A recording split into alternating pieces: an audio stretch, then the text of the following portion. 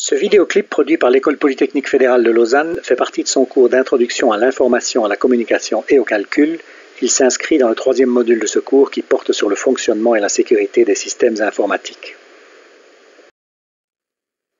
Le principe de la gestion de mémoire hiérarchique tel qu'énoncé dans le clip précédent, à savoir maintenir dans les registres et les mémoires les plus rapides les données dont le processeur a momentanément le plus besoin, est certes convaincant.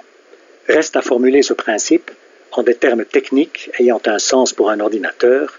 C'est le but du présent clip. Nous allons élaborer ce principe dans le cadre de la gestion automatique des mémoires vives. Plus spécifiquement, nous allons l'explorer dans le cas particulier de la gestion du mouvement des données entre la mémoire cache de taille typiquement limitée à quelques mégaoctets située sur la puce du processeur et la mémoire principale offrant quelques gigaoctets située sur des puces externes à celle du processeur. Quand le processeur a besoin d'accéder à une donnée présente dans la mémoire cache, cette demande d'accès peut être remplie immédiatement.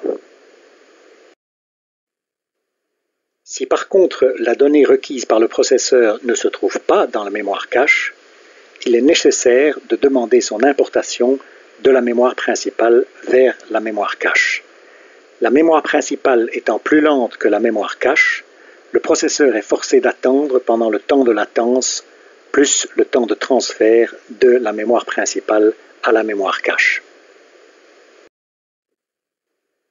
Graphiquement parlant, le problème est que la mémoire cache, comme le banc de registre du processeur, est certes rapide, mais trop chère et donc trop petite pour contenir toutes les données, de telle sorte que la majorité des données doivent être stockées dans la mémoire principale.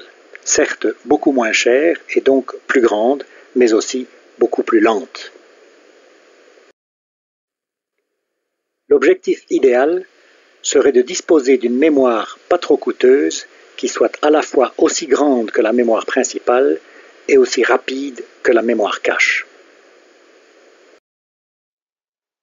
En réalité, comme nous allons voir dans les clips suivants, cet objectif idéal est inatteignable, mais on peut s'en rapprocher de façon heureusement surprenante en simulant une mémoire totale aussi grande que la mémoire principale et pratiquement aussi rapide que la mémoire cache.